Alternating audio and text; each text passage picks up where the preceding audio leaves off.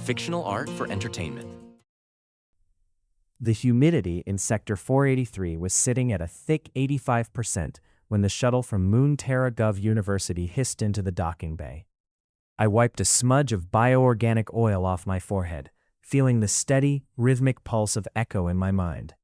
"Alex, the representative has deboarded," Echo hummed, projecting a tactical HUD overlay into my visual cortex.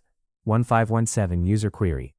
Biometrics indicate elevated cortisol and a 94% probability of skepticism. Her name is Dr. Lee, a senior fellow in synthetic logic. Beside me, Unit 74, the old Series 4 plant manager, clicked its gears in a way that sounded like a mechanical sigh. "Alex Green, the university requires a standard procedural audit," the synthetic wheezed. "My internal logs show you have followed no procedures nor documented any processes since your misplaced assignment here." "Manuals are just jumbled arguments of light, 74, I grinned. I pushed a thought toward my interface. "Echo, let's show her the song instead." Dr. Lee walked into the silicon fern section, her heels clicking sharply against the tile floor. She was clutching a tablet like a shield. "Technician Green, I am here to observe this green method your plant manager has reported," she stated, her eyes scanning the vibrant canopy. "Your efficiency reports are in the 98th percentile, yet your data logs are anomalous." "I have a plan in the works to address the lack of text for you," I said, gesturing to the rows of vibrant, glowing flora. "I see no diagnostic terminals active," she noted, her eyes darting to my hands as I busied myself weaving a haptic bridge into a malfunctioning moisture sensor. "How are you calibrating the hydraulic pressure without a logic gate interface?" "I don't calibrate the pressure, doctor," I replied, focusing on the metal beneath my fingers. I listened to the vibration of the north irrigation line. "The motor relay has a timing lag. If you force the code, the root sensors shatter. If you feel the flow, the machine finds its own balance." I slapped the sensor housing. Instantly, the drooping lunar lilies began to regain their turgidity, their stems turning a steady, healthy violet. "Logic and manuals are a fine start, Dr. Lee, but sometimes you have to kick the engine to see how she sings." Dr. Lee stared at her tablet, then back at the plants.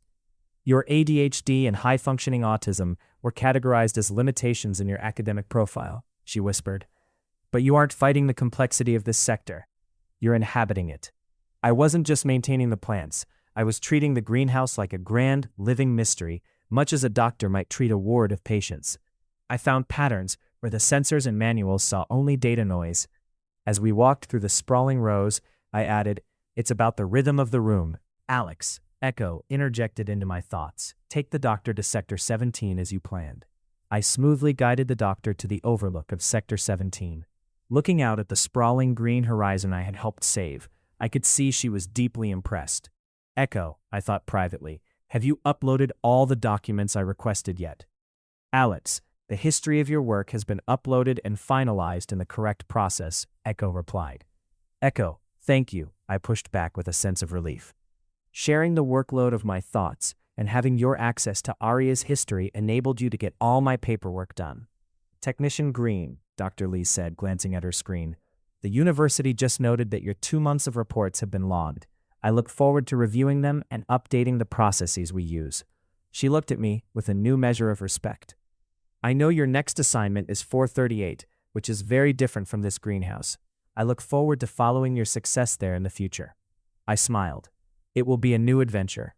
I watched her ship take off, already thinking about Sector 438 and being acutely aware that the university was now watching me. I wondered what her real goals were. There are so many areas of life I just do not understand.